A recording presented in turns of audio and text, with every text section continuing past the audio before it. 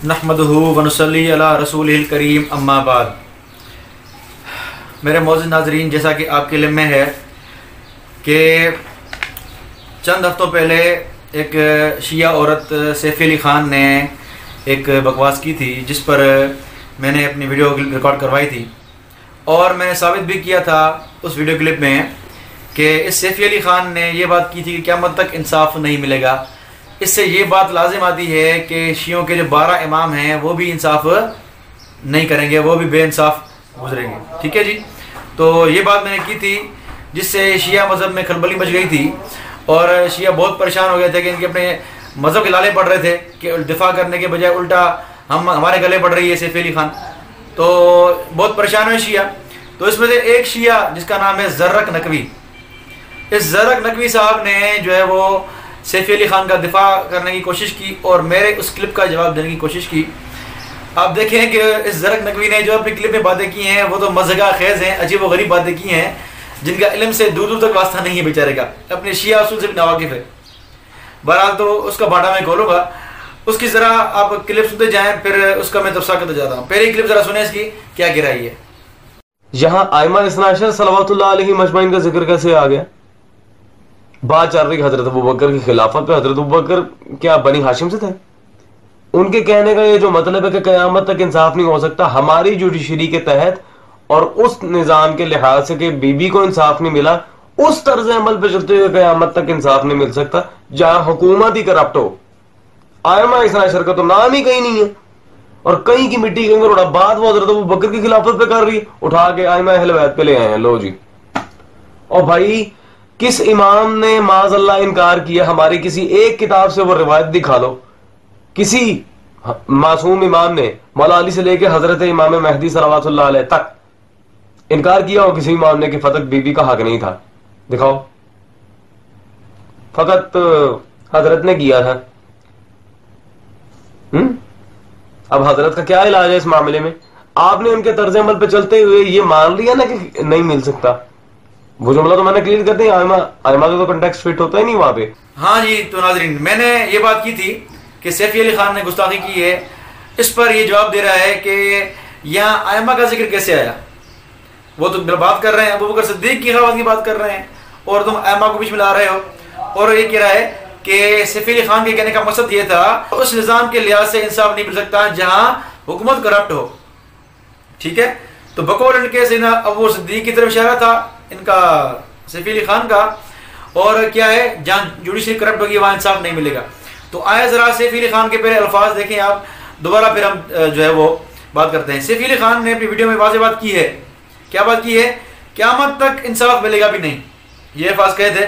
वो उसने कहा क्या कहा था कि हमारी जुडिशरी का बेड़ा गर्क उस दिन से हो गया था जिस दिन फातिमा इंसाफ लेने दरबार गई और उनको इंसाफ नहीं मिला। तो वहां से लेकर क्या क़यामत तक जुडिशरी का निज़ाम खत्म हो गया और बेड़ा गर्क हो गया, इंसाफ नहीं मिलेगा। ठीक है, अब इसने जो बात की है वो बात वाज़ेह है, क़यामत तक की बात की है। कोई इसने ये नहीं कहा कि सिर्फ अबू बकर या सिर्फ खुलफा वगैरह, नहीं, क़यामत तक की बात की है। मैं ऐसे पूछता हूँ कि क़यामत तक में तुम्हारे इमाम दाखिल हैं कि नहीं है? तुम किस तरह निकालते हो उसको, अपने इमामों को? वो तो बताओ ना किस तरह निकाल रहे हो अपने इमामों को, हैं? आपके इमाम दाखिल है इसमें। ठीक है, जिस तरह आप आयतें पढ़ते हो कि विरास में बेटों को हक दो, बेटियों को हक दो, तो वहां तुम आम आयत में नबी को भी जो है शामिल करते हो, और जहां जो इसने आम अल्फाज कहे हैं वहां से इमाम को निकालते हो। ये क्या दो रंगी आपकी भाई, हैं? तो उसने क़यामत तक की बात की है और ये कहा है कि जो है वो इंसाफ नहीं मिलेगा, क़यामत तक नहीं मिलेगा। तो इससे आपके इमाम भी दाखिल हो गए। दूसरी बात आपने ये की है कि जहां हुकूमत करप्ट हो वहां इंसाफ नहीं मिलेगा। अच्छा जी, तो जनाब आपका तो उसूल आपने शायद पढ़ा भी नहीं है, मैं आपको पढ़ाता हूँ। आपके असूल भी आज सीखेंगे इंशाल्लाह मुझसे। आप असूल ना आपने, आप जरा अपनी किताब को देखें, अश-शाफ़ी तर्जुमा उसूल काफ़ी, जिल्द नंबर अव्वल सफ़ा 138। वाज़ेह बात मौजूद है इमाम जाफ़र सादिक से कि उनसे सवाल किया गया कि अगर दो शख्स किसी गैर आदिल बादशाह के पास जाते हैं, मुकदमा लड़ते हैं, तो उनका क्या हुक्म है, क्या उनके लिए जायज़ है या नहीं है? तो इस पर इमाम साहब ने क्या फरमाया? इमाम साहब ने ये फरमाया कि जो हकम बनाएगा उनके हक या बातिल में वो मुकदमा ले जाएगा एक शैतान सिफत के पास, और जो वो हुक्म देगा वो रिश्वत के तहत होगा, अगरचे मुद्दई के लिए हक साबित हो, क्योंकि वो फैसला शैतान से लिया गया है। तो गैर आदिल बादशाह के लिए वाज़ेह उसूल मौजूद है कि क्या है ان کے لیے ان کے پاس مقدمہ لے جانا جائز ہی نہیں ہے. جو اس کے پاس گیا تو کیا کیا اس نے غلط کام کیا. اور اگر ثابت بھی ہو جائے کہ مدعی جو ہے گیا ہے وہ صحیح ثابت بھی ہو جائے نا, تب بھی کیا ہے, تب بھی وہ کیا ہے, وہ شیطان کا فیصلہ ہے. تو آپ کے مذہب میں تو یہ ہے کہ ظالم بادشاہ کے پاس فیصلہ نہ جانا جائز ہی نہیں ہے. تو سیدہ فاطمہ رضی اللہ تعالیٰ عنہ اگر کرپٹ سمجھتی ہیں ان کو تو فیصلہ کیوں لگئی ہیں جی؟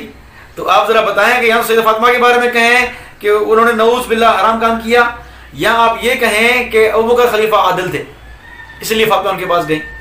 اچھا, اس طرح پہ جرب نہیں کر سکتے آپ, کیونکہ آپ کے ملا باقی منسی نے بلاۃ العقول جلد نمبر 121 میں واضح لکھا ہے کہ موثق تلقاہ الاصحاب بالقبول, کہ یہ موثق ہے اور اس کو ہمارے شیعہ اصحاب نے قبول کیا ہے, اس کو شیعہ اصحاب نے قبول کیا ہے. آپ اس کا رد نہیں کر سکتے جناب, آپ کو جرا کا بہت شوق ہے نا. اور اگر حاشیہ دیکھیں, حاشیے میں دیکھیں آپ کے فتویٰ کیا دیا مجلسی نے, کیا لکھا ہے؟ لکھا ہے وفی جمیع الصور لا يجوز الاخذ بحکم الجائر ويكون الماخوذ حراما. ان ساری صورتوں میں کیا ہے, جو جائر بادشاہ ظالم بادشاہ کے پاس فیصلہ لے جانا کیا ہے, ناجائز ہے, اور اس فیصلے پہ عمل کرنا کیا ہے, حرام ہے. تو یا تو آپ یہ کہیں کہ حضرت فاطمہ رضی اللہ عنہ نے حرام کام کیا, یا آپ ابو بکر صدیق کو عادل مان لیں, کوئی کوئی جرانے کے پاس اس کے علاوہ. آگے چلیں, یہ کہتے ہیں کہ جہاں کرپٹ حکومت ہو وہاں فیصلہ انصاف کا نہیں ہوگا. اچھا جی, تو میں سوال کرتا ہوں سیدنا علی کی حکومت کیا تھی, کرپٹ تھی یا صحیح تھی؟ تو علی نے کیا فیصلہ کیا, حقدار کو حق دیا. دیکھیں ذرا آپ سلیم بن کیس میں آپ دیکھیں صفحہ نمبر 262 واضح لکھا ہوا ہے کہ لو حملت الناس علی ترکیھا, کہ جو ابو بکر عمر نے کام کیے میں لوگوں کو ان کی طرف ابھارتا تو کیا ہوتا, لتفرق عنی جندی, تو جو میرے سارے لوگ ہیں میرے پاس بھاگ جاتے میرے ساتھ سے, سوائے چند بچتے جو مجھے امام مانتے ہیں, باقی سارے مجھ سے بھاگ جاتے. پھر آگے لکھا ہوا ہے وردت فدق الی ورثۃ فاطمہ, اگر میں فدق کو ان کے ورثاء کے فاطمہ کے ورثاء کے حوالے کرتا تو کیا لنادا بعض الناس من اہل العسکری ممن یقاتل معی یا اہل الاسلام, تو میرے لشکر کے بعض لوگ جو میرے ساتھ مل کر تھے لڑتے تھے وہ کہتے اے اہل اسلام, یہ علی نے کیا کر دیا, یہ علی کیا فیصلے کر رہا ہے. تو یعنی سیدنا علی نے حق دیا ہی نہیں ورثاء کو, لوگوں کی ملامت کی وجہ سے, لوگوں کی خوف کی وجہ سے انہوں نے حق دیا ہی نہیں. تو یہ تو آپ کا مذہب ہے. کہاں کرپٹ کی بات کر رہے ہیں, تو یہاں علی جو بکر آپ کے جو عادل حکمران ہے وہ بھی حق نہیں دے رہا, تو اب یہاں پتہ لگا. آگے چلیں, دوسری کلپ ذرا دیکھیں کیا کہتا ہے. کہیں کی مٹی کہیں کا روڑا, کیا کر رہے ہو بھائی, خدا کا نام ہے پہلے جا کے کوئی اچھی سی اردو گرامر اٹھاؤ, پہلے اردو بولنا سیکھ کے آؤ.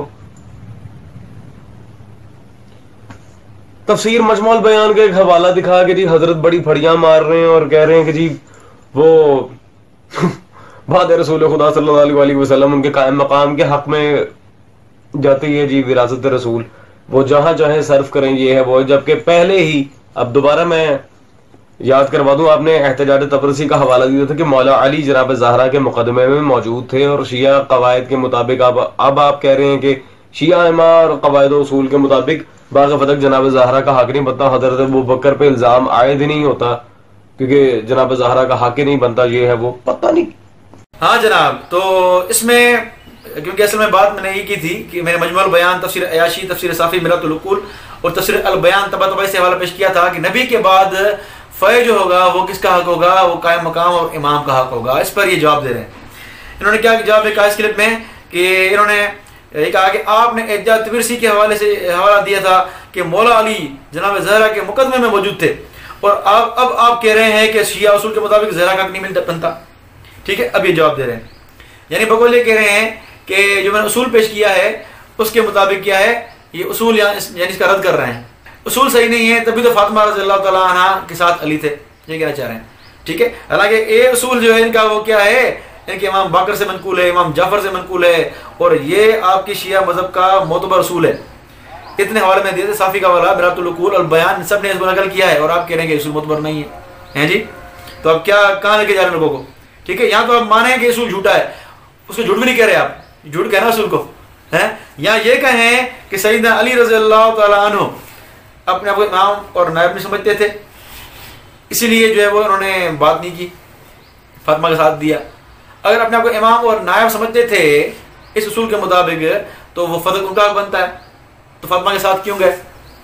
تو ان سوالات کے جواب آپ دیں گے کیونکہ آپ کی کتابیں ہیں, آپ خود الجھے ہوئے پریشان ہیں, آپ کو پتہ نہیں چل رہا کہ کیا بات ہے. ٹھیک ہے, اور حقیقت بھی یہی ہے کہ سیدنا علی رضی اللہ تعالیٰ عنہ سیدنا ابو بکر صدیق امام مانتے تھے, اس لیے ان کی بیعت کی, ان کی پیچھے نمازیں پڑھی.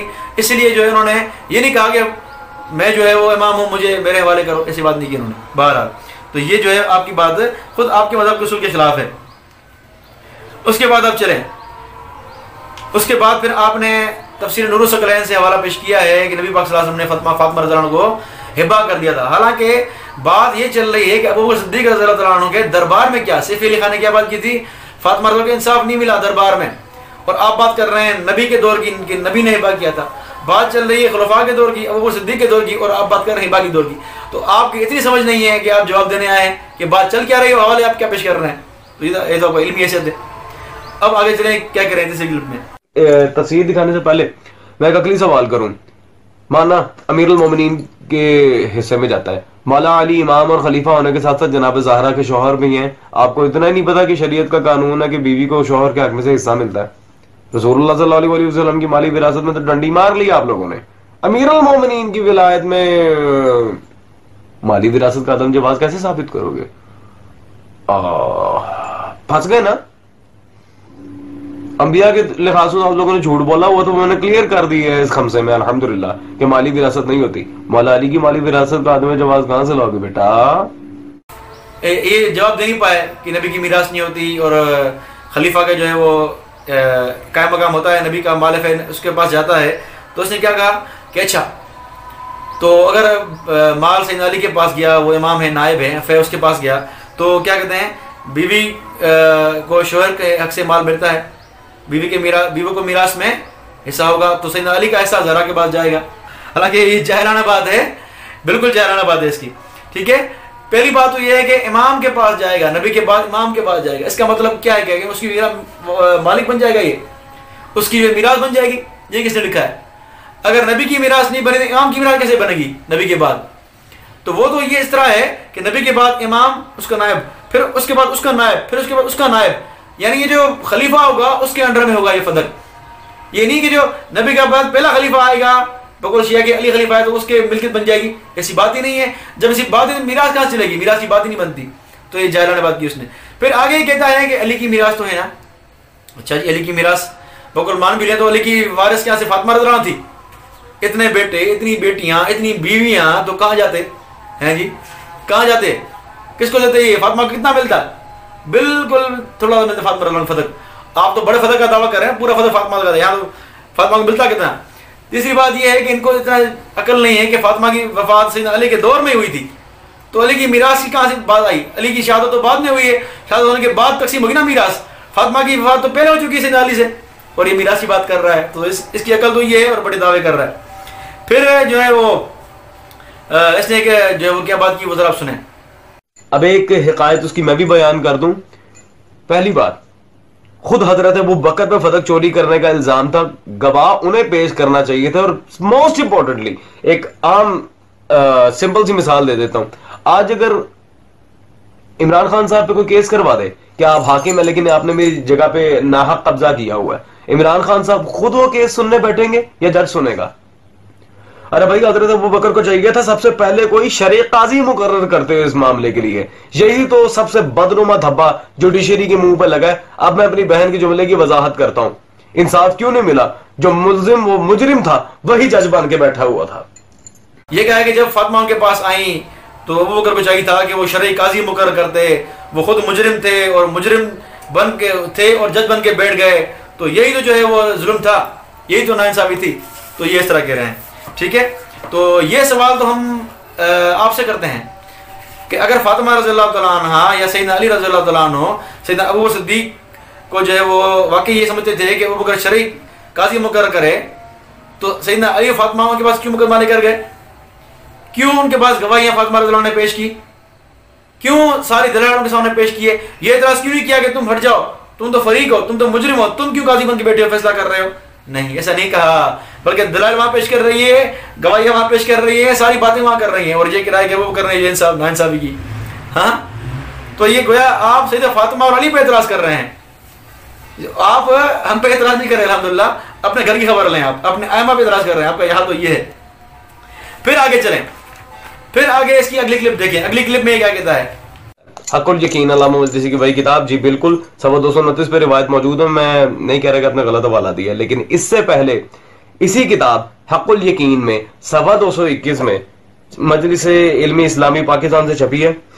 علامہ مجلسی نے ان روایات کو نقل کرنے سے پہلے کیا فرمایا تھا؟ وہ خیانت جو یہ چپ کر کے دارالعلوم دیوبند کا چندہ سمجھ کے کھا گئے، ڈکار بھی نہیں لیا، وہ دکھانے لگا ہوں.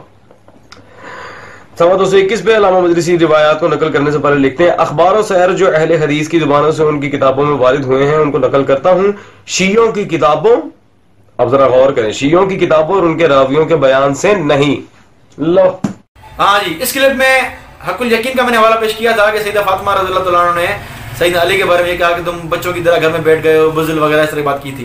اس پہ یہ جواب دے رہا ہے کہ حق الیقین میں کہ شیعوں اور ان کے راویوں کے بیان نہیں ہے.